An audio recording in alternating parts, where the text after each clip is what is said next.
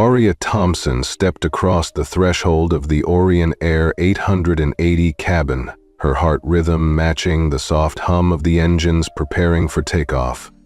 Sunlight filtered through the oval windows, illuminating rows of plush cream leather seats and consoles of gleaming walnut trim. She paused at the curtain divider, took a breath, and clutched her boarding pass like a fragile heirloom. Seat 2A was more than just a place to sit. It was a promise of recognition, a tangible testament to years of straight A's and late-night study sessions. Her cheeks warmed at the thought. Dad had surprised her with this ticket as a graduation gift. This moment felt surreal, equal parts exhilarating and terrifying. She eased into the wide seat, the cushioning molding gently to her frame. A personal touchscreen appeared on the armrest, ready to stream a movie or display a flight map. Overhead, adjustable mood lighting created a soft amber glow, and a discreet air vent whispered a gentle breeze. The scent of freshly brewed coffee wafted from the galley behind her, mingling with the sterile crispness of the cabin. Flight attendants in Navy uniforms glided down the aisle, offering pre-departure drinks on silver trays. Aria allowed herself a small smile. She had earned this, and it felt wonderful. Right up until the knot of doubt tightened in her stomach. As the attendants moved on, Aria glanced toward seat 1B, where a young man in a dark polo and khaki slacks was methodically inspecting his laptop. He wore a discreet Orion Air badge clipped to his belt and carried a sleek toolkit bag at his feet. To any casual observer, he would have appeared to be one of the airline's IT specialists, doing a routine systems check. But Aria's hazy memory of the man's broad shoulders and familiar profile made her heart skip. She shook her head to clear the thought. No, Dad wouldn't be here in plain sight. Or would he? She tried to push it away. This was her moment, and she wanted to experience it on her own terms. The cabin door closed, and a calm voice announced, "Welcome aboard Orion Air Flight 880 to San Francisco. We'll be departing shortly, so please make sure your seatbelt is fastened and your devices are on airplane mode." Aria snapped her seatbelt into place, feeling the weight of hundreds of eyes, or so it felt, though most fellow passengers were strangers. Some read magazines, others typed on laptops, and a few simply stared out the window at the tarmac stretching behind the terminal. Every inward glance she caught seemed to measure her, a teenager in a hoodie and jeans who probably didn't belong among this well-heeled clientele. She squared her shoulders, set her chin just a fraction higher, and reminded herself that her ticket was every bit as valid as anyone else's. Her thumbs tapped anxiously at the edges of the boarding pass. It was a simple white card with gold foil lettering, Orion Air Flight 880 Seat 1A Aria Thompson. She traced her name with her fingertip, let the weight of those words settle around her. "You've earned this," Dad's voice echoed in her mind, calm and proud after her academic awards ceremony last month. He'd handed it to her with a grin, saying, "Go see the world, kiddo." At the time, she couldn't believe her luck. Now, alone in this elite sanctuary miles above the ground, she felt both incredibly lucky and painfully exposed. Looking back at the IT specialist, Aria's pulse quickened as recognition flickered in her chest. That lean frame, the way he tapped his tablet, the small silver insignia on his cuff. She had seen it before, on Dad's cufflinks, but she told herself it was wishful thinking and refocused on the window. Outside, a jet bridge disengaged, and the runway lights blinked to life as the captain tested the brakes. The engine's whine deepened, and the cabin settled into a hush, as though everyone held their breath in anticipation. Aria closed her eyes for a moment, letting the noise of her own pulse drown out the wonders of the cockpit. She could almost hear from here. She reached into her backpack and retrieved a paperback novel her English teacher had recommended, tucking it gently in her lap. Underneath it lay a small journal, its pages half filled with quotes about courage and belonging. Arya rubbed her thumb over the leather cover, drawing strength from the words she'd penned weeks before. You belong wherever your curiosity takes you. She imagined the story unfolding like the chapters of her life, this one titled, First Class, First Solo Flight. Her breath steadied. She wasn't here by accident. She had every right to this seat and every reason to believe in herself. A gentle knock on the galley door preceded the lead flight attendant's voice. Miss Thompson, would you care for a glass of sparkling water, or perhaps some orange juice? Arya looked up, surprised by the direct address. There was a fleeting moment where doubt teased her. What if this was a mistake? But she forced a confident nod. Sparkling water, please, she said, her voice steady. The attendant smiled politely and turned to prepare her drink. As the glass of bubbles arrived, Arya lifted it in a quiet toast to herself. She took a small sip, feeling the cold fizz on her tongue, and let a genuine smile spread across her face. The engines roared to life, and the cabin lights dimmed as the plane began its push down the taxiway. Arya felt her chest tighten with excitement as the ground fell away and the world below shrank. This was it, the moment between where she had been and where she was going. She leaned back, hands folded in her lap, and let the buckle of her seatbelt click softly as she steadied her frame. Above her, in the row behind, the man in the IT uniform tapped a series of commands into his device, his gaze impassive. Arya stole a glance over her shoulder, noting the faint curve of his lips. But she blinked and focused forward, knowing whatever came next, she would meet it with the same calm determination that had brought her here. And so, as the cabin lights dimmed further and the stars outside her window came into view, Arya Thompson embraced the hum of possibility and the quiet whisper of belonging that finally, in seat tonne, felt entirely hers. The cabin lights settle into a low, ambient glow as Arya flips a page in her novel, trying to lose herself in the familiar rhythm of words. She barely notices when the curtain at the front of first class rustles open, but the moment she looks up, time seems to slow. There, framed by the galley doorway, stands Jade Chen, Orient Air's lead flight attendant, moving with the kind of deliberate grace that only comes from a decade of enforcing rules and projecting authority. Her navy blazer is immaculately pressed, the brass wings on her lapel catching a stray beam of light. Her hair is pulled back into a tight chignon, not a single strand out of place. Jade's eyes sweep the cabin, but when they land on Arya, everything changes.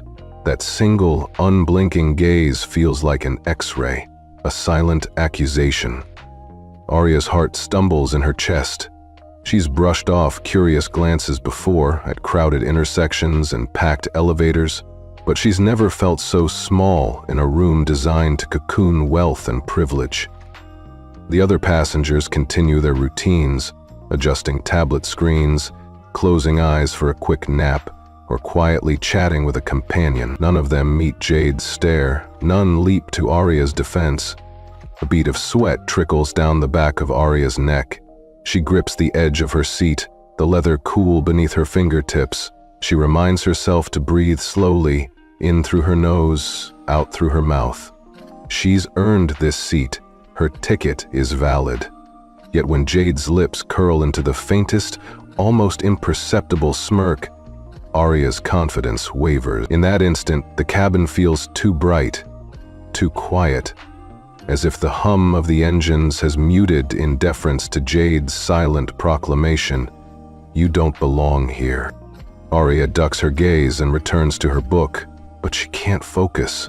Every line of text swims before her eyes. She tries to summon Dad's calm reassurance. "This is your seat, kiddo. You belong." But even that memory trembles. She glances once at the man in 1B, the one she suspects is her father in disguise. His eyes are glued to his tablet, but she catches a flicker of surprise in his expression. He notices the way Jade is glaring. He sees the way Arya flinches. And if he knows how badly Jade's look has wounded his daughter, he gives no outward sign. Jade takes a single step into row 1, silver-framed wings bouncing on her breast pocket. She pauses directly beside Arya's seat. Her posture is rigid, shoulders squared back perfectly straight. The cabin falls into a hush so deep, Arya can hear the soft click of Jade's polished shoes against the aisle carpet. Someone further back shifts in their seat, the faint rustle echoing unnaturally loud. Arya's breath hitches. She lifts her head and meets Jade's gaze, only to find it as sharp and unforgiving as a sniper's scope. "Ms. Thompson," Jade says, her voice a precise, clipped tone that carries easily through the hush. "May I see your boarding pass, please?" There is no warmth in the request, only the chill of protocol weaponized. Arya's throat tightens. She reaches into her pocket to pull out the card, her fingers trembling just enough for Jade to notice. The surrounding passengers lean forward, curious. For a moment there is electricity in the air, anticipation mixed with unspoken judgment. Arya extends the boarding pass on trembling fingertips. Jade takes it with one hand, the other clasping firmly behind her back. She inspects it with a casual slowness, as if she's deciphering an ancient map, not a simple printed ticket. She checks the flight number, the date, then finally the name, Arya Thompson. Jade's eyes narrow. She glances between the card and Arya, her expression inscrutable. The silence stretches, and each second feels heavier than the one before. Arya wants to say something. It's valid. My dad bought it. Anything. But the words stick like glue. Instead, she swallows, drawing in a slow, steadying breath. She inches her gaze toward the aisle, hoping for an ally, a friendly nod, or even just a flicker of sympathy from the other passengers. But every face is turned away or focused on a personal screen. No one meets her eyes. No one reaches out. Finally, Jade returns the boarding pass with a soft, almost mocking click. She steps back, tucking the card into her uniform pocket. "Thank you," she says, her lips curling in satisfaction. She doesn't offer a smile, doesn't nod. She just turns on her heel and strides away, resuming her inspections as if nothing happened. But Arya knows exactly how much just happened. She slides the pass back into her pocket and closes her book, her hands still shaking. The curtain rustles shut behind Jade and the cabin exhales, as if released from a collective tension. Arya presses her palms into her eyes, willing tears to stay locked away. She takes one long look at the empty aisle where Jade stood, imprinting the silhouette of her uniformed authority into memory. Then she turns to face forward, shoulders squared once more. She will not cry. She will not beg. In her mind, she repeats a single phrase, "I belong here." Somewhere in the row behind, the man in the polo snaps his laptop shut and slides a hand to his pocket, fingertips brushing the cold metal of his phone's fingerprint sensor. Arya feels it more than sees it, a silent promise, a tepid spark of hope. But for now, all she can do is sit and wait for takeoff, for what comes next, and for the moment when her quiet dignity will demand its due. Until then, she is a girl alone in first class, marked by a single look that could have cost her everything. Arya sat frozen as Jade Chen pivoted on one heel and advanced back down the aisle, her posture rigid and her lips pressed into a thin line. The cabin lights cast sharp shadows beneath Jade's cheekbones, accentuating the steely glint in her eyes. Arya's fingers still trembled around the edge of her boarding pass, damp from the sweat that coated her palms. She had hoped, however naively, that Jade would glance at her ticket, offer a polite nod, and move on. Instead, the lead flight attendant's expression hardened as she turned her full attention back to Arya. Without a word, Jade extended her hand and snatched the pass from Arya's grasp. The card fluttered as Arya tried to cling to it, but Jade's grip was ironclad. She yanked the ticket free, sending it flipping to the cabin floor like a wounded bird. Time slowed as Arya watched the pass tumble away, her name and seat number still glinting in gold leaf against the white stock. Her heart lurched. Jade stepped closer, uncomfortably close, until her polished black shoes hovered just inches from Arya's. The other passengers were riveted now, hushed murmurs rippling through first class. A woman in a silk scarf raised her eyebrows. A man in a tailored suit leaned forward, frowning. But no one spoke. No one reached out. Arya squared her shoulders and tried to steady her breath. "Excuse me?" Arya began, her voice small. "That's my ticket. It's valid. My father—" She swallowed, fighting to keep her voice from shaking. "My father purchased it. I belong here." Jade didn't flinch. In fact, she seemed almost amused. She folded her arms and cocked her head as though listening to a sad play. Then, without warning, Jade's hand lashed out and struck Arya's outstretched fingers. A quick, stinging slap that sent pain rippling up Arya's arm. The boarding pass, already fluttering on the floor, now lay crumpled in a crease. Arya gasped and recoiled, pressing her hand to her side as tears sprung to her eyes. "Pack it up, sweetheart," Jay said, her voice sugarcoating the contempt. "This cabin isn't for promotional seats or upgrades. You're being moved to economy." Arya's mind screamed in protest, but no sound escaped her lips. She swallowed the lump in her throat and nodded once, hoarsely. Her cheeks burned, not from physical pain, which was already subsiding, but from humiliation so deep it threatened to swallow her whole. Jade's disciple of silence echoed in her ears. "You don't belong here." She sank into the aisle and caught sight of her boarding pass, now crumpled beyond recognition. When had it become so worthless? She glanced back up at Jade, who was already striding away, her shoulders straight, her expression untroubled. The other flight attendants fell into step behind her, as if Jade's decree belonged to the entire crew. A junior attendant stopped and checked her own tablet, avoiding Arya's eyes. Arya lifted her chin and exhaled a shaky breath. She had rehearsed this moment 1,000 times, holding her head high, showing grace, proving that she belonged. But rehearsals existed in the realm of dreams, not in this cabin, not under this unblinking spotlight. She forced her legs to move, lifting her backpack and stepping onto the aisle carpet. Each step felt like wading through molasses, slow and sticky, weighted by the eyes of every stranger nearby. The luxury of the cabin dissolved behind her.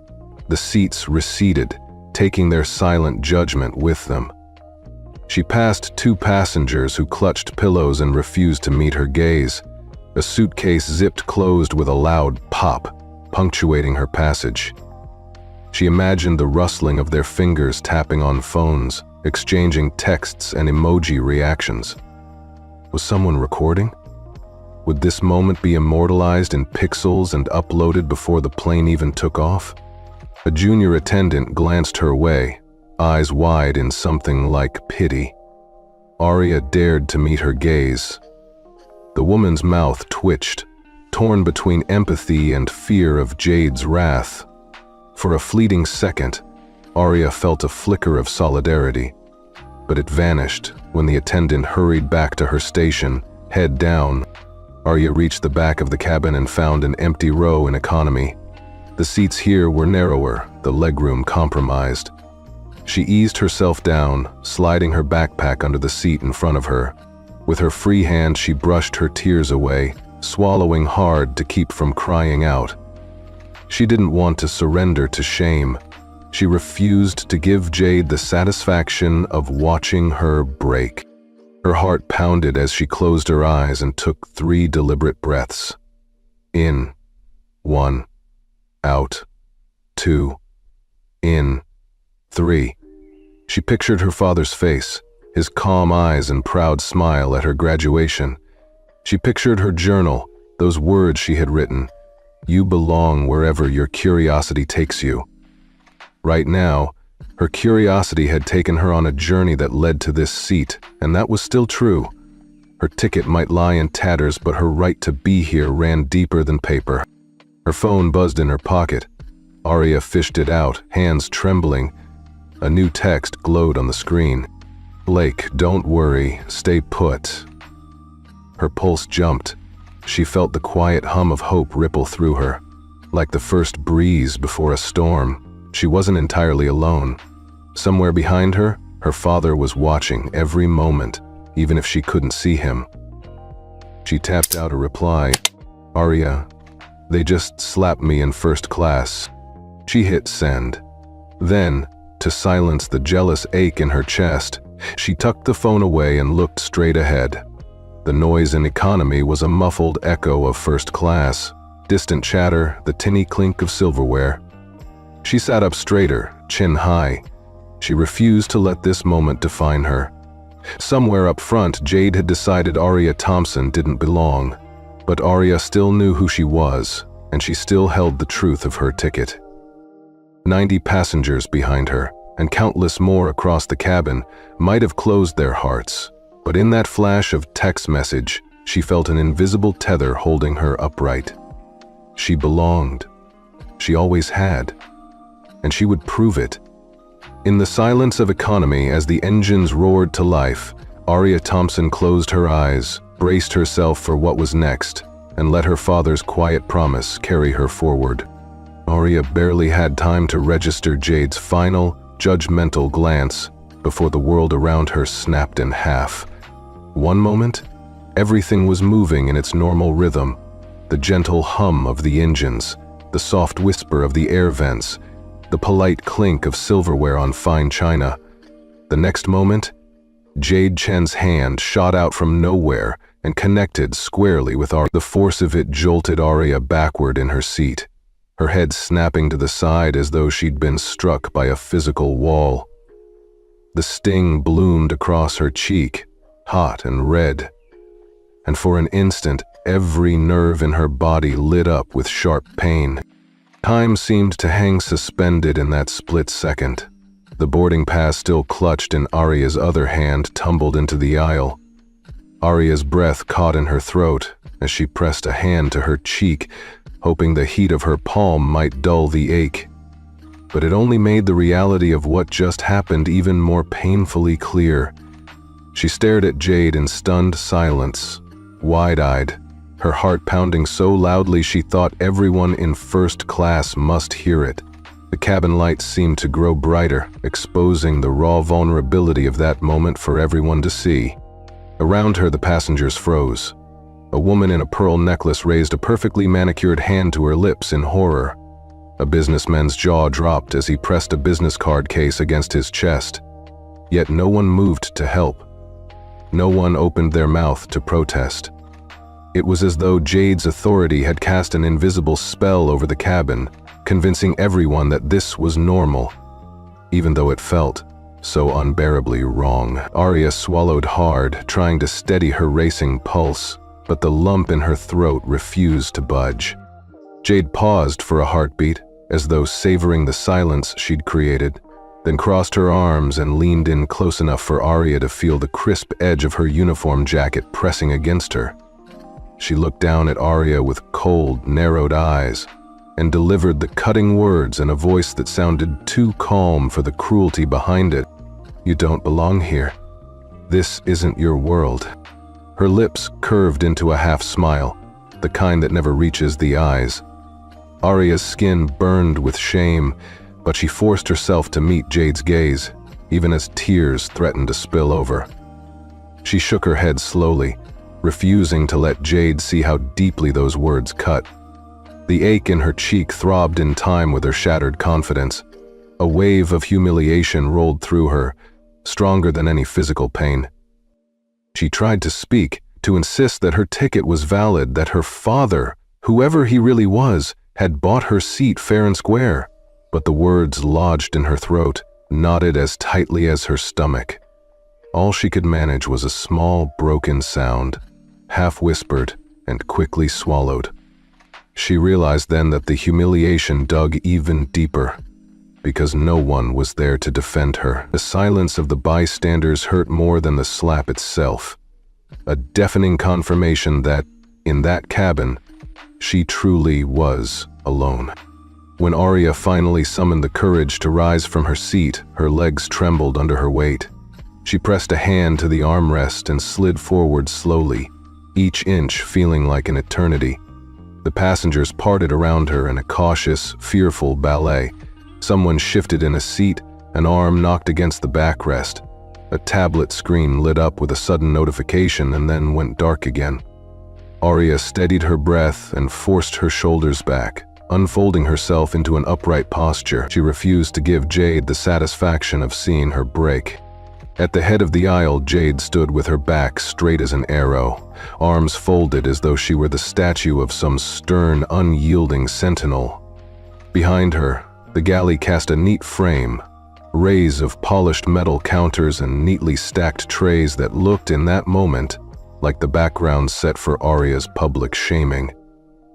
The cabin door's overhead sign flickered with the unfeeling reminder: "Fasten seat belts." As Arya reached the row where she had been seated, she paused, saw the crumpled boarding pass, and bent to retrieve it. The card was torn, the gold foil peeling, and her name blurred by her tears. She touched it gently, as if it were a wounded bird, and then she felt her phone buzz in her pocket. A single light blinking on the screen told her she had a message. For a fleeting moment, she debated ignoring it. Her cheek throbbed. Her pride lay in ruins. Why reach out now? But she remembered her father's calm reassurance. "You belong here." She fished the phone out and read, "Blake, stay where you are. I've got this." Her breath caught, and a spark of hope flared in her chest. Even in that moment of deepest humiliation, she realized she wasn't completely alone. The father who had surprised her with this seat was watching, and he would not let this injustice stand. Arya slid the phone back into her pocket, set her jaw, and straightened, resolving that she would endure, that she would not let this brute judgment define her. In the hush of that cabin, Arya Thompson, talented student, quiet storyteller, unapologetic truth seeker, stepped into the aisle of economy class. Each step was heavy with embarrassment, but each step also carried the quiet power of someone who refused to be erased. The cabin lights held her for a moment longer, as if bearing witness to her silent vow. She would reclaim her place in this world, one determined step at a time. Arya's legs felt leaden as she walked down the narrow aisle, her crumpled boarding pass clenched in her fist. She could still feel the sting on her cheek where Jade's slap had landed, but what hurt deeper was the absence of any shout or gasp from the dozen passengers who had witnessed it. No one had rushed to her side, no one had demanded an explanation. Instead, every pair of eyes had remained fixed on their own space, pretending not to see. When she reached the economy cabin, the air seemed heavier, denser. The seats here were narrower, the armrests closer together, the leg room just enough to wedge her small backpack under the seat in front. She slid into the aisle seat in row 27, folded her hands so tightly in her lap that her knuckles went white, and tucked her chin down. From this vantage point, she could glimpse the flickering shadows of first class through the transparent divider, Jade gliding back to her station, heels clicking in a slow rhythm that felt like an accusation. Arya let out a slow breath, willing her heartbeat to settle. She pressed her palms against her temples, trying to calm the thunder in her head. She imagined the cabin from above, how it must look like rows of shells, each passenger hunkered down in their own little world. The overhead reading lights were dimmed, creating small circles of illumination around every set of hands. People reading magazines, scrolling on devices, even dozing with gentle snores. None of them looked in her direction, not one. She uncurled her fingers and pulled out the torn boarding pass from her pocket. The gold foil on Arya Thompson had peeled away in jagged lines, leaving the letters barely recognizable. She smoothed the paper against her palm, as though trying to stitch it back together. Tears threatened, but she blinked them away. She would not give them that satisfaction. Instead, she tucked the pass into her journal's front pocket, where she kept old ticket stubs and folded notes, being hidden but not forgotten. A soft intercom chime crackled overhead. The pilot's voice drifted through the cabin in its courteous, practiced tone. "Ladies and gentlemen, this is Captain Reyes speaking. We'll be taxiing out to the runway shortly. Please make sure all baggage is secured, seatbacks are upright, and tray tables stowed." The polite professionalism of the announcement felt like salt in her wound. So calm, so ordered, so impossibly distant from the chaos and betrayal she'd just endured. Arya shifted her weight, glanced sideways at the seatmate next to her, a woman in a business suit, earbuds in, staring resolutely at her lap. Arya's voice caught. "Excuse me," she whispered, but the woman didn't respond. She only turned her head a fraction, just enough to show she'd heard, then snapped it back to her phone screen. Arya's throat tightened. She closed her eyes and counted to 5, imagining that each number was a piece of courage. In her mind, she replayed the moment. Jade's hand sweeping through the air, the sudden flash of the uniform, the crack of skin against skin, and then that single, brutal sentence, "You don't belong here." She had hoped someone, anyone, would rise up. But there was only silence, 1,000 tiny refusals to intervene. That silence had been more punishing than the slap. She laid her journal on her lap and opened it to a blank page, but the words wouldn't come. She flipped to the last entry. Her definition of courage. Doing the right thing even when no one's watching. But in this cabin, everyone was watching, and no one had acted. She bit her lip, pressing the taste of metal away. She would not allow that cruelty to define her. A little boy 2 rows ahead looked at her curiously, clutching a soft toy to his chest. She offered him a small, sad smile. He nodded once, wide-eyed, and then turned back to his screen. Even children complied with that hush. She felt a pang of loneliness, sharper than any grown-up's indifference. Then, her phone buzzed. She reached into her pocket, heart hammering, and saw her father's name on the screen. A single text read, "Blake, sit tight, I'm on it." Her chest tightened with relief so profound it nearly knocked her breath away. Someone was watching. Someone cared enough to act. She slipped the phone back in, folding her hands once more, her fingers folding around the promise in that message. It gave her something to hold on to.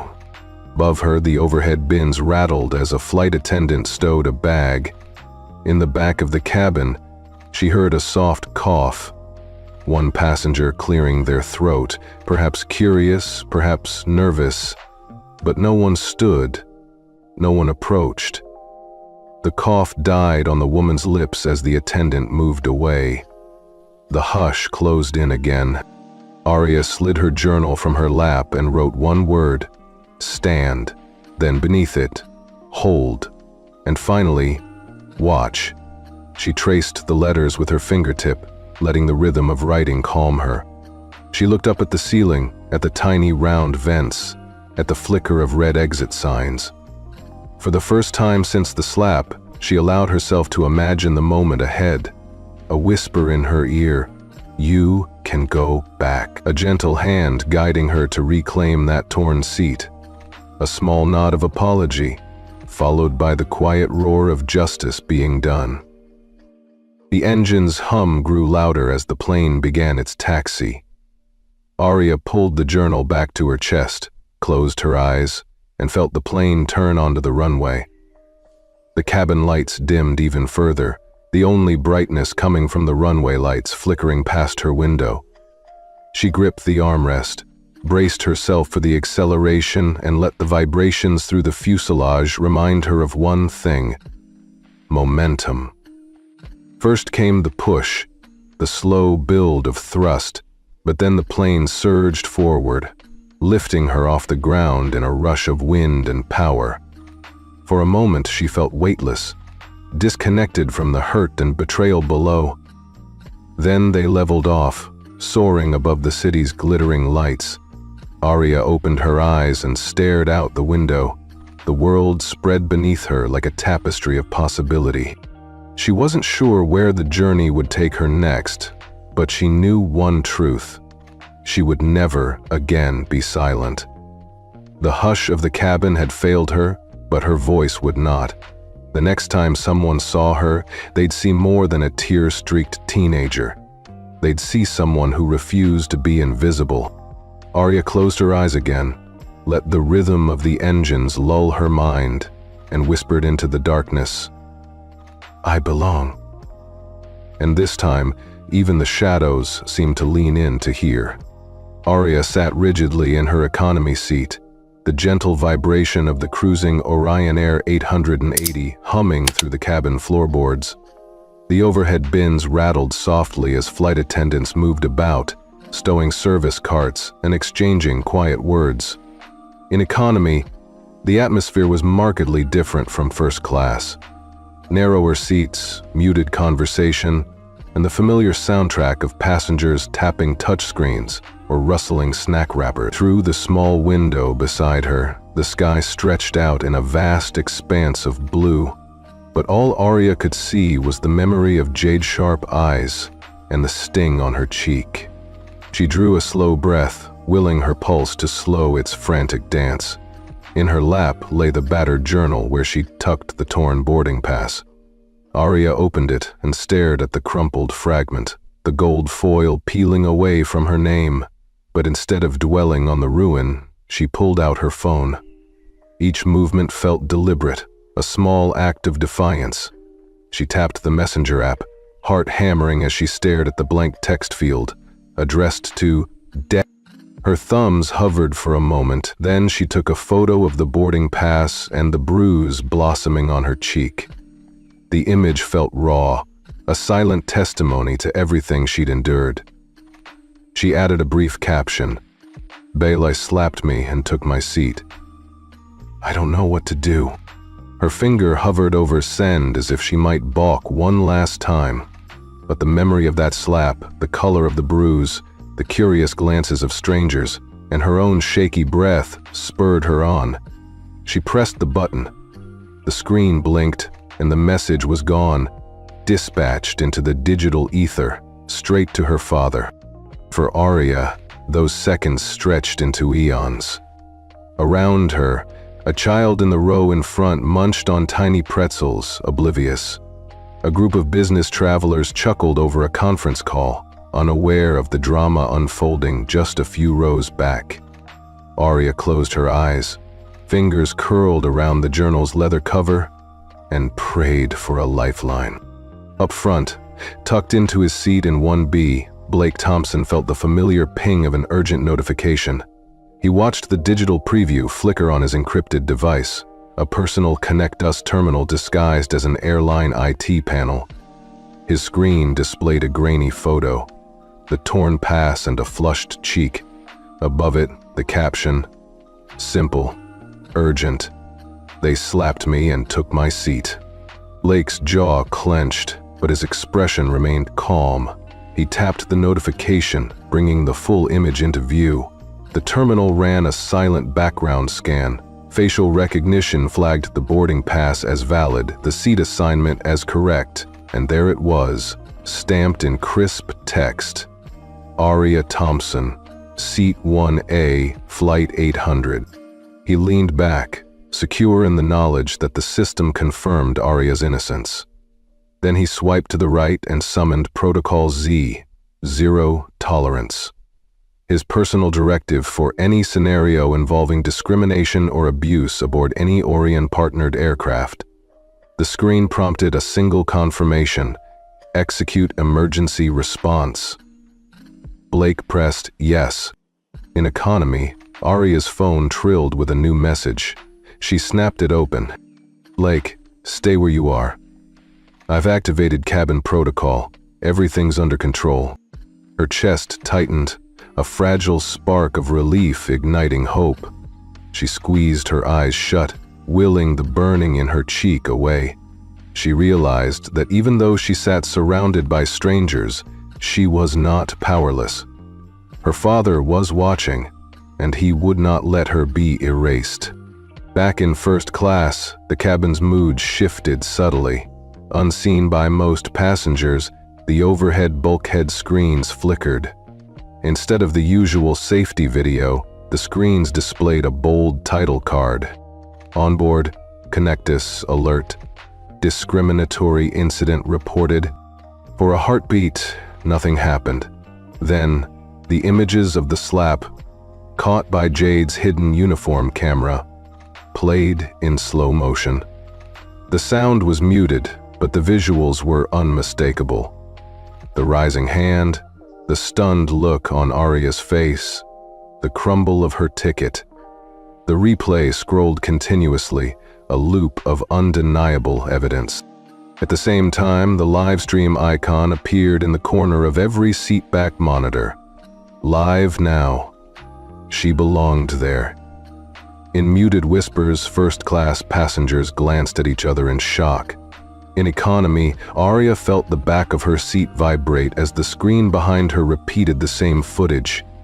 She pressed her palm to her heart, a wave of vindication washing through her. Her phone buzzed again. Blake's name popped up once more. Blake, cabin lockdown in T-30 seconds, pilots on standby. Aria traced the letters on her screen. She could almost feel her father's calm determination. She slid the phone into her pocket, folded her hands in her lap, and lifted her chin. She was still bruised. The sting on her cheek was a physical reminder of Jade's cruelty, but now she held something far stronger. The knowledge that she had support, that the truth had been recorded, and that the injustice would not stand. On the intercom, the captain's voice cut through the tension. "Ladies and gentlemen, this is your captain. We have a developing situation on board. We will be returning to JFK. Your cooperation is appreciated. Please remain seated with your seatbelts fastened." A ripple of chatter swept through both cabins. Phones came out, social feeds lit up, and the distant hum of speculation swelled into a low roar. Aria felt the stir of power in the air, an invisible tide lifting her from the depths of humiliation. She pressed her palms to her eyes and blinked, making sure she understood what was happening. A slip of injustice had become a call for accountability. She returned her gaze to the window, watching the sky glide by in serene indifference. Below, the network of highways and buildings shrank to toy town scale. Above, the white clouds drifted silently, and between earth and sky, on that metal tube hurtling through the air, Aria Thompson discovered a truth that no slap could take away. She belonged exactly where she was, and the world would soon know it. As the cabin screens faded into the live flight map and the aircraft banked westward back toward New York, Aria closed her eyes and exhaled a breath she didn't realize she'd been holding. She let the hum of the engines cradle her, and for the first time since boarding, she allowed herself to hope. Not just that her own dignity would be restored, but that perhaps, through her pain, the entire industry might finally listen. The cabin lights dimmed without warning, plunging first class into a surreal half-darkness. A collective gasp rippled through the rows as passengers instinctively reached for their seatback screens, expecting the pre-fleet safety video to resume. Instead, each monitor flickered once, twice, and then cut to a grainy, slow-motion replay of the moment Jade's hand met Aria's cheek. A red live icon blinked in the corner of every screen, and beneath the video feed ran a ticker. Live now. She belonged there. Discriminatory incident recorded on board Orion Air 880. Aria's chest tightened as the echo of that snap-slow replay filled the cabin. She pressed a hand to her cheek, wincing at the ghost of the pain. Her breath hitched as she realized those cameras had tracked Jade's every move, down to the flick of her uniform cuff. The silence of the bystanders in first class evaporated, replaced by a low hum of shock and horror. A woman 2 seats down gasped, then clicked her seatback volume up. A soft whoosh of sound emerged.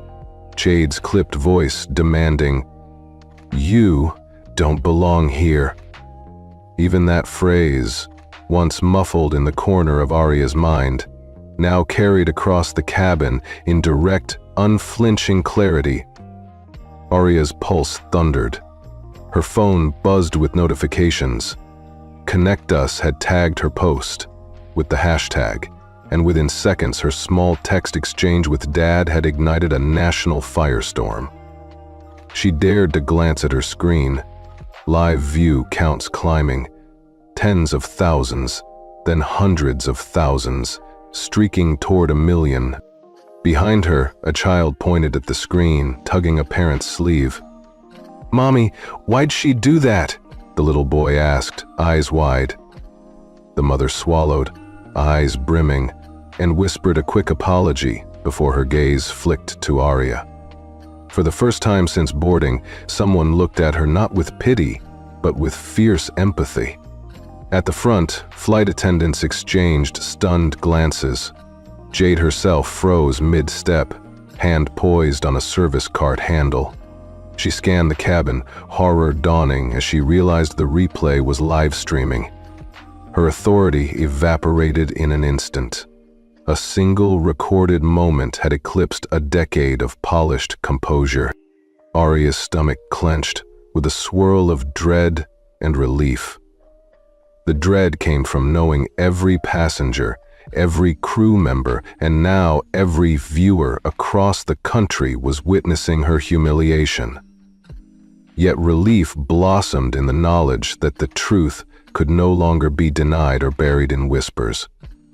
This was happening on the world stage, and she had never felt more seen. "Attention, ladies and gentlemen," crackled the intercom, Jade's voice now uneasy. "Please remain seated. We are experiencing a technical issue. We apologize for the inconvenience." But no apology could mask the tremor in Jade's tone. The flight attendants looked to one another, eyes wide, hands trembling as they maneuvered service carts out of the aisle. A junior attendant leaned in to Jade, murmuring something about contacting the cockpit. Jade shook her head, too shaken to speak. On the cabin floor, Arya could almost hear the heartbeat of the entire aircraft, sinking to her own. She lifted her gaze to the bulkhead screens, dividing first class from economy. They too were displaying the same live feed, so anyone in economy could watch every detail of her ordeal in first class. Out the oval window, a glint of silver shimmered in the midday sun, the terminal building of JFK, its glass facade lined with digital billboards. In her mind's eye, Arya pictured those screens, co-opted by the feed, flashing her story to thousands milling at the gate.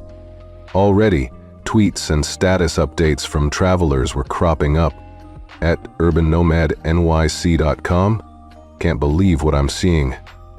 Go.io/thebelonged. There, at FlightWatcher, Orion Air messed up big time. That kid has every right to that seat. A fellow passenger nudged the man in the next seat and pointed at the live view count ticking upward. "Look at that number," he whispered. 500,000 and counting. Arya closed her eyes briefly, drawing in a slow breath. She could feel the energy of thousands converging on her situation. Some angry, some outraged, all awake to what had happened. In that moment, the cabin no longer felt like a collection of silent witnesses. It felt like a community in crisis, galvanized by shared recognition of injustice. Her phone buzzed again. Blake's name flashed with a new message. "Blake, have my team alert the media outlets. This goes national now." Arya's heart thudded in her chest. She let out a shaky laugh, part disbelief, part relief. Even as the cabin's atmosphere crackled with tension, she understood the power of that one text. Her father's quiet command had summoned not just the cabin's cameras, but an entire nation's attention. Through her tears, Arya opened her eyes and raised her chin. She met Jade's eyes across the aisle, and for a fleeting moment, she saw apology and fear mirrored there. It wasn't justification for the slap, but it was acknowledgement of wrongdoing. That was enough. On the seat back screen in front of her, a new overlay appeared. Orient Air 880. Emergency live coverage. Courtesy of Connect Us. Arya watched as the feed split into two. One side, the real-time slap replay.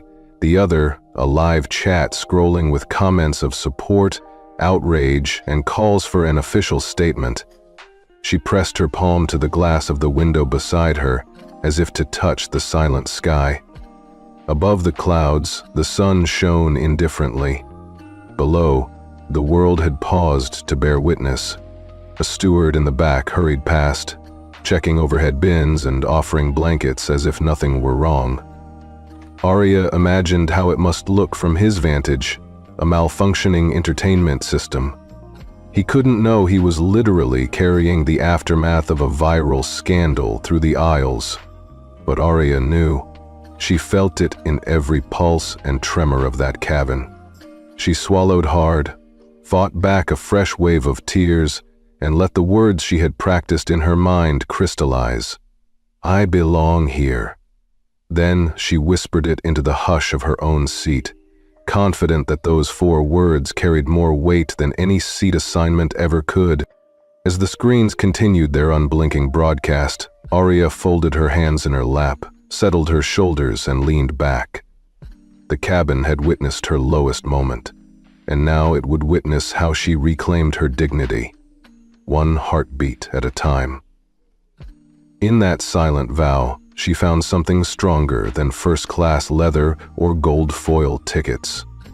The quiet certainty that truth, once seen, could never be And in the soft glow of those flickering screens, Arya Thompson felt her world shift on its axis. The cabin had barely recovered from the shock of the live replay when the seatbelt signs blinked back on, and this time they weren't a courtesy. A calm, professional voice crackled through every speaker. Ladies and gentlemen, this is your captain. We have received an urgent directive to return to JFK. Please remain seated with seatbelts fastened. We apologize for the inconvenience.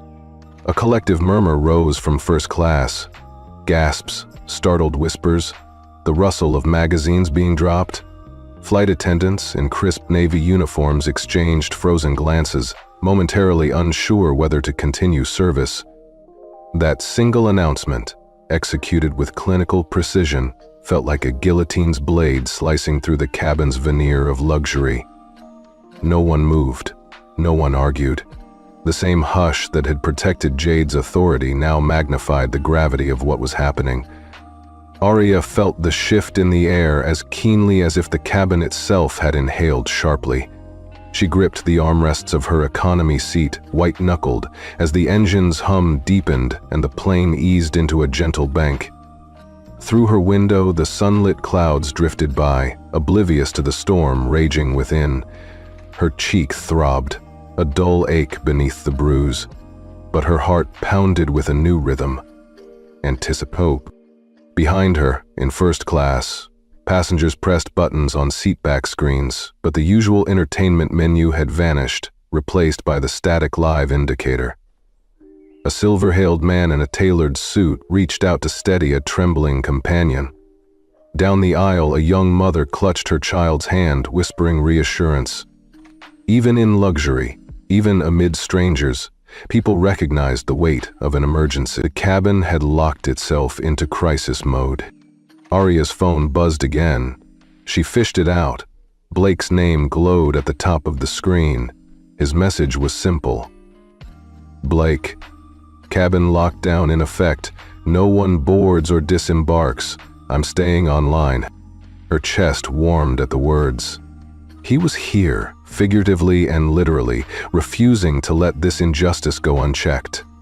She tucked her phone away, drew a deep breath, and lifted her chin. The knot in her stomach eased as a surge of empowerment rolled through her. In that moment, she understood one call changes everything wasn't just a cliché.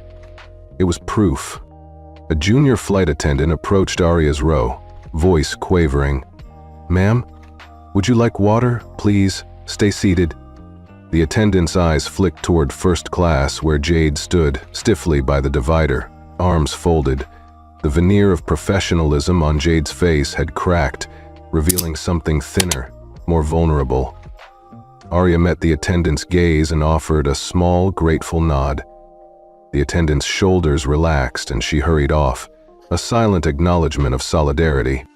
Jade Chen, meanwhile, was nowhere to be seen. Rumors spread through the aisle.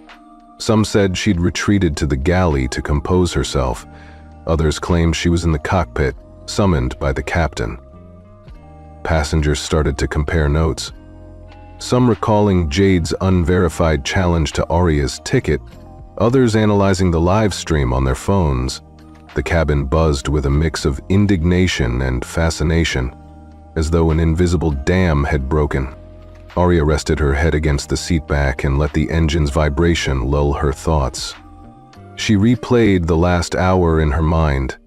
The first accusatory glance, the brutal slap, the shuffle to economy, the decisive text, the live screen, and now this lockdown and turnaround. Each step had built upon the last, until nothing remained of the initial humiliation but a single powerful truth. She belonged. When the captain's voice returned, this time softer, almost regretful, Arya sat up straighter. "We will be on the ground at JFK in approximately 20 minutes. Once we have clearance, a ground liaison will provide further instructions. Thank you for your patience." Her pulse rippled with relief. 20 minutes? That was all it would take for the fallout to hit its crescendo. Arya closed her eyes, envisioning the runway lights at Kennedy, the line of press waiting, the silent phalanx of security officers. She imagined the headlines: "Tech mogul's daughter slapped in flight scandal shakes industry."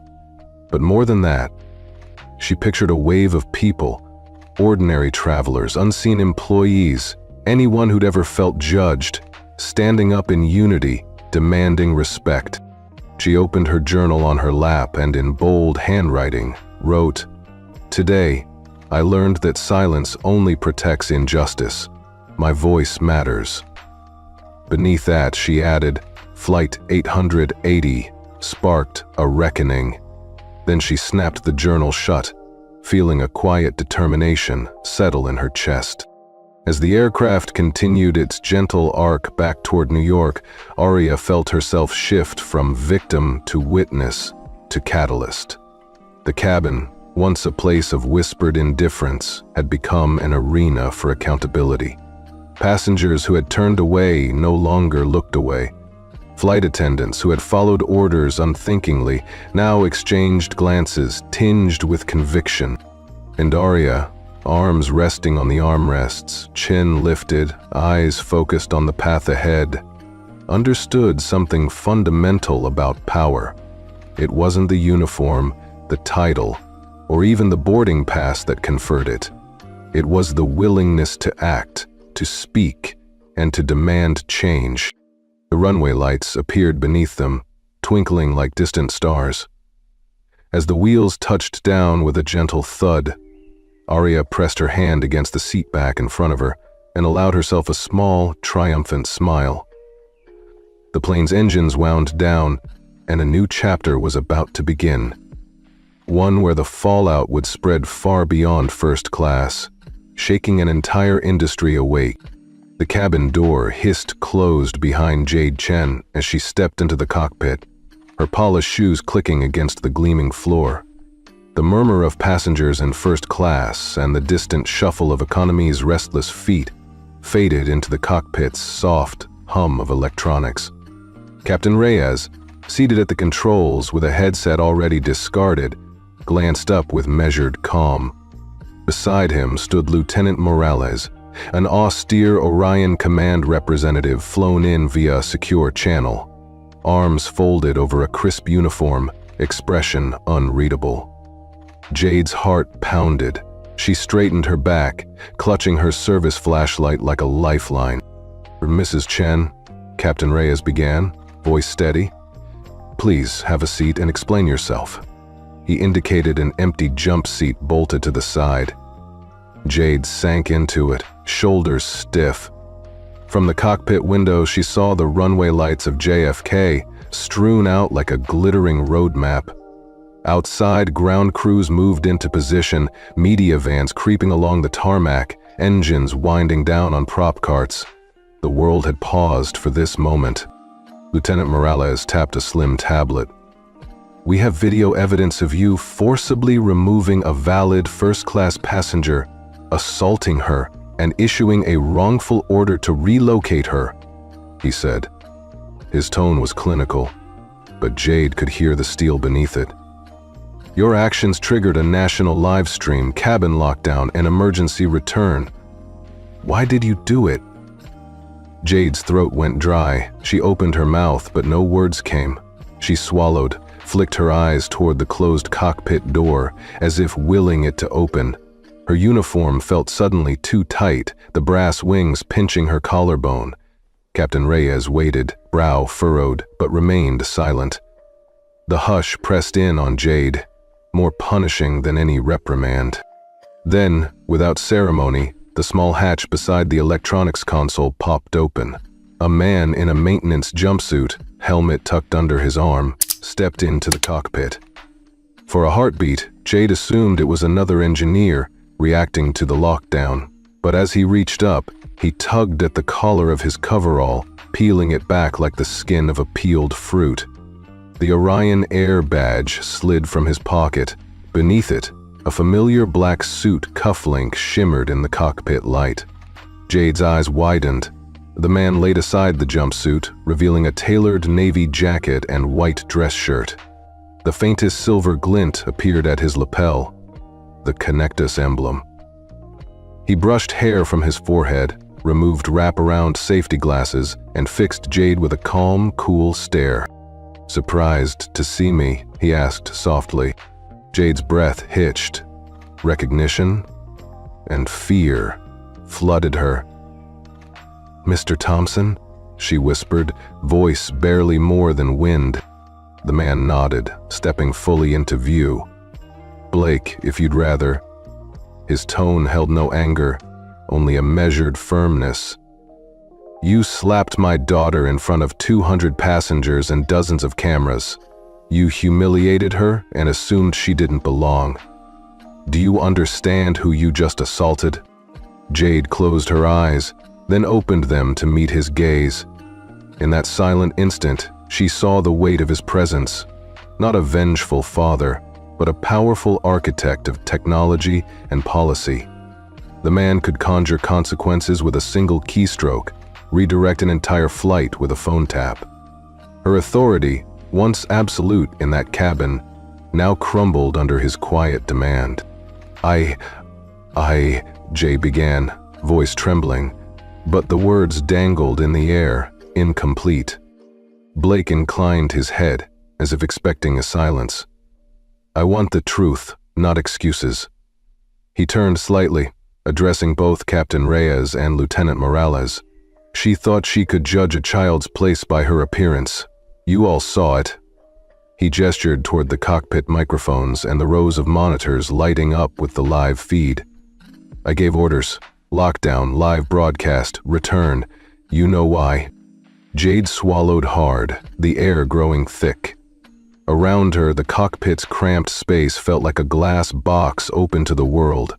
She glanced at the co-pilot's seat, where the silent second pilot averted his eyes.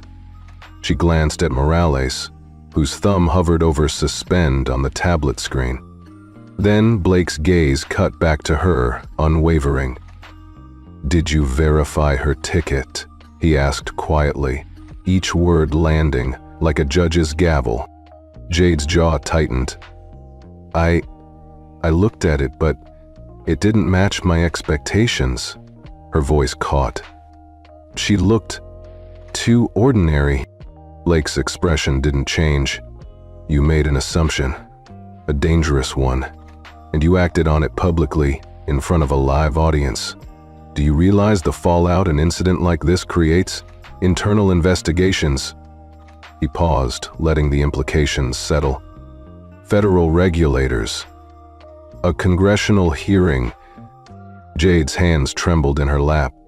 She realized she'd traded a moment of imagined control for a lifetime of consequences. I'm sorry, she whispered, tears brimming. Blake nodded once, turning back to Captain Reyes. That will do for now. Flight 880 will remain grounded until we debrief and assess the policy changes needed to prevent this. He looked at Jade. Ms. Chen, once we land, you will disembark via the crew exit and report directly to Orion Command HQ. Do you understand? Jade bowed her head, unable to meet his eyes. Yes, sir. As the cockpit prepared for the final descent, Blake slipped on his coverall again, rebuttoning the buttons with deliberate care, restoring his disguise. He picked up his helmet and placed it under his arm just as he had entered. Captain Reyes met his eye, a silent nod of respect passing between pilots. Morales tapped a few commands on the tablet, logging Jade's formal suspension and initiating the zero-bias protocol for the entire crew. Jade rose unsteadily from the jump seat, the weight of the entire cabin's judgment heavy on her shoulders. She filed past Blake, shrinking under the glare of his calm scrutiny. She avoided his eyes, as though any contact might fracture her composure further. But as she reached the cockpit door, she hesitated and looked back. For a fleeting moment their eyes locked, hers filled with remorse, his with exacting quiet resolve. Then the door slid open, and Jade slid back into the cabin, a ghost of her former self. Behind her, the cockpit controls hummed with resumed life, and Blake, once masked as an innocuous engineer, slid back into the fold of composed oversight, ready to guide the plane safely home. The mask was off, the secret revealed, and in its place stood a truth. No uniform, no title, no slap could silence justice when it was powered by unwavering conviction. Jade Chen's footsteps echoed down the aisle as she re-entered the first-class cabin, her uniform crisp, but her shoulders collapsed inward. The soft lighting felt harsh now, every leather headrest and polished wood veneer reflecting the tension she carried. Passengers looked up from their screens, their eyes heavy with anticipation. Some held phones aloft, recording this final act in a drama they never imagined they'd witness at 30,000 feet. At the front row, Aria Thompson sat poised in 1A, her back straight and her hands folded in her lap. She wore a steady expression, quiet, composed, but the bruise on her cheek glowed a tender purple under the ambient lights. She'd tucked her backpack under the seat again and cleared her throat once. Now she didn't look down or away. She met Jade's gaze with calm authority. Jade stopped a few feet away, clutching a folded piece of paper. Her polished attendant's cap was back in place, but it sat askew, a silent testament to the chaos she'd unleashed. Jade's lips trembled as she unfolded the paper and cleared her throat. For a moment, all sound in the cabin vanished. No soft rustle of magazine pages, no distant chatter from economy. Even the engine's hum felt muted, as if the plane itself were holding its breath. "Ladies and gentlemen," Jade began, voice quivering but projected clearly. She glanced down at the paper, then lifted her eyes to the cabin. "I am deeply sorry for my actions." Her voice cracked on that first admission, and Aria felt a pang of compassion. This was harder for Jade than any formal reprimand. She pressed her shoulders back and listened. Jade took a breath and continued. "Earlier, I assaulted a passenger in this cabin, Miss Aria Thompson, without cause or justification. I judged her by her appearance, I violated her trust, and I caused her pain. For that, I am truly sorry." Each word landed deliberately, a stark contrast to the clipped commands Jade usually issued. Passengers exchanged glances. Some nodded, some wiped away tears, all transfixed. Jade held up the apology note. "I have signed a formal acknowledgement of wrongdoing, and I accept any consequences that come my way." She folded the note and set it on the small service cart beside her, as though relinquishing a shield she no longer needed. Then, in a gesture that sent a collective gasp through first class, Jade knelt down before Arya's seat. Kneeling in an aisle normally reserved for stumbling stroller wheels and beverage carts, Jade's posture was uncomfortably intimate. Her eyes flicked to the floor for a heartbeat, then back to Arya. "Miss, Stumpson," she said, the honorific feeling foreign on her tongue now. "Please accept my deepest apology." Arya felt a catch in her throat, but resisted the urge to look away. She recognized the courage it took to kneel, to humble oneself at the feet of the person you'd wronged. She swallowed hard, then offered a simple, steady nod. "Thank you," she said quietly. Her voice carried softly, not an echo of Jade's tremor, but a calm acknowledgement that honesty and remorse had come at last. Jade remained kneeling as the cabin exhaled. Then the co-pilot's voice crackled through the intercom. "Ladies and gentlemen, thank you for your patience. We will be taxiing shortly." The announcement snapped the cabin back to reality. Attendants moved through the aisles, retrieving the apology note and preparing to escort Arya back to her original seat. Jade rose unsteadily, smoothing her jacket. Careful not to intrude on the aisle's narrow path, she offered her hand to Arya. Arya accepted it with a gentle firmness, allowing Jade to help her stand. The dynamic had shifted completely. The woman who once pushed her away now guided her back to the seat that was always rightfully hers. As they walked up the aisle toward 1A, passengers parted like the Red Sea. Phones lowered, eyes softened. Arya felt warmth ripple through her, unexpected solidarity, a reconnection of human empathy. A steward handed Jade a fresh copy of the safety card, which the attendant tucked into her pocket as if sealing her promise to do better. When they reached seat 2A, Jade paused and offered another apology, this one spoken, unprinted. "I don't expect forgiveness, but I hope you'll know I understand what I did was wrong." Arya managed a small smile, the bruise on her cheek blooming against her pale skin.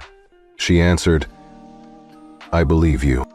Jade clasped Arya's hand one last time, then slipped away toward the galley, moving past the stunned flight attendants who had once looked to her for leadership. Now they watched her with a mixture of respect and pity. Jade's confident stride had given way to quiet introspection. This was her walk back to the galley, and to whatever fate awaited her when they landed. Arya settled into 1A, the seat that still smelled faintly of sandalwood polish and recycled air. She placed her backpack neatly at her feet and returned her gaze to the cabin curtain, where jarred overhead monitors scrolled the flight map. A small hand tapped her shoulder. It was the child from a few rows back, clutching a toy plane. He offered a shy thumbs up. Arya smiled at him, nodding in gratitude. The boy's mother mouthed, "I'm sorry," and Arya gave a gentle shake of her head. No apology was needed now. The apology had happened. A flight attendant approached and offered Arya a new bottled water and a fresh blanket. "Miss Thompson," she said softly, "please let me know if there's anything else I can do." Arya nodded, gratitude warming her chest. She wrapped herself in the blanket and closed her eyes for a moment, exhaling the tension she'd carried since boarding. The pain lingered, but so did the relief of being heard and seen. Above the cabin, the overhead compartments rattled as the crew prepared for taxiing. In the cockpit, Captain Reyes and Lieutenant Morales exchanged a nod, aware that this apology would be reported in the logs and replayed in boardrooms. Below, on the runway, ground crews readied fire trucks and press vans, eyes on the aircraft that would soon hold the headlines. Arya lifted her head and peeked out the window at the runway lights twinkling in rows. She whispered to herself, "I'm home." And in that fleeting moment, in the soft glow of runway lights and the hush of a plane that had borne witness to both cruelty and redemption, she felt a quiet consolidation of strength. The apology was complete, the injustice acknowledged. and now the journey could truly continue. As the seatbelt sign dinged off and passengers in front began to rise, Arya remained seated. She closed her eyes again, savoring the sensation of reclaimed dignity. This seat and the apology she had received would remain etched in her memory far longer than any bruise. It was proof that even at 30,000 feet, in a cocoon of dispassionate luxury, compassion and accountability could prevail. And in Arya's heart, that truth shone brighter than any first-class chandelier. By the time the plane finally touched down, word of Flight 880's scandal had already circulated the globe. Arya watched from her seat as uniformed security escorted Jade Chen down the jet bridge, cameras flashing and passengers murmuring in hushed astonishment. Arya felt no triumph, only a deep, steady resolve. She knew this moment would echo far beyond the runway. Later that afternoon, Jade's uniform lay folded on her bed, replaced by plain clothes for her suspension. Her inbox dinged with an email from Orion Command. Effective immediately, you are suspended without pay pending a formal review. You are enrolled in mandatory zero-bias training. Jade stared at the message, heart heavy with shame. She realized she had violated the very standards she once enforced, and now faced the consequences she had so casually imposed on another. Meanwhile, in Palo Alto, Arya settled at her desk with a cup of tea and opened her laptop. She navigated to her personal blogging site, one she rarely updated, and composed a new post titled, "Silence is Complicity."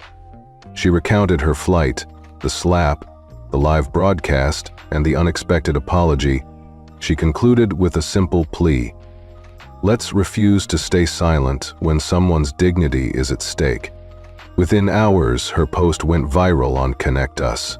Comments poured in. Former victims of in-flight bias thanked her for speaking out. Everyday travelers shared their own stories. Even airline employees expressed solidarity. Arya watched the notifications roll in, a mosaic of compassion and accountability. As the sun set over the San Francisco skyline, Arya closed her laptop with a quiet smile. She had reclaimed her voice, not just for herself, but for everyone who had ever been told they didn't belong. And in that, she found a peace stronger than any apology. 3 months later, Arya stepped onto the stage at the annual Connect Us Future Voices Summit in San Francisco. The auditorium buzzed with anticipation. Journalists, tech leaders, even airline executives in the front rows. Behind her, a giant screen displayed the hashtag "She Belonged There" and the new "No Tolerance" policy banner. She breathed in, looked out over hundreds of faces, and began. When I was slapped and shoved out of first class, no one spoke up. But what happened next showed me the power of silent solidarity, of a single voice making waves across an entire industry. Today, I'm proud to announce our Connect Us Orion Air partnership, a real-time passenger feedback app, mandatory bias awareness training, and an independent audit panel for every complaint. No one should ever feel invisible at 30,000 feet. A ripple of applause rose and swelled. This wasn't the polite nodding of a corporate talk, but genuine respect for a young woman who turned injustice into action. Arya's father, Blake Thompson, watched from the wings, pride softening his usually reserved expression. Back at Orion Air headquarters, regional directors received quarterly reports showing a 78% drop in bias complaints, and 2 rival airlines had already announced similar reforms. Headlines read, "Teen Air Sparks Aviation Revolution," and "Silence Broken. Industry Takes Flight Toward Equity." As Arya left the stage, cameras flashed, passengers caught her eye and offered thumbs up. She realized the real change wasn't in policy documents or app downloads. It was in knowing that, now, every traveler could claim their seat and their dignity without fear of being told They didn't belong.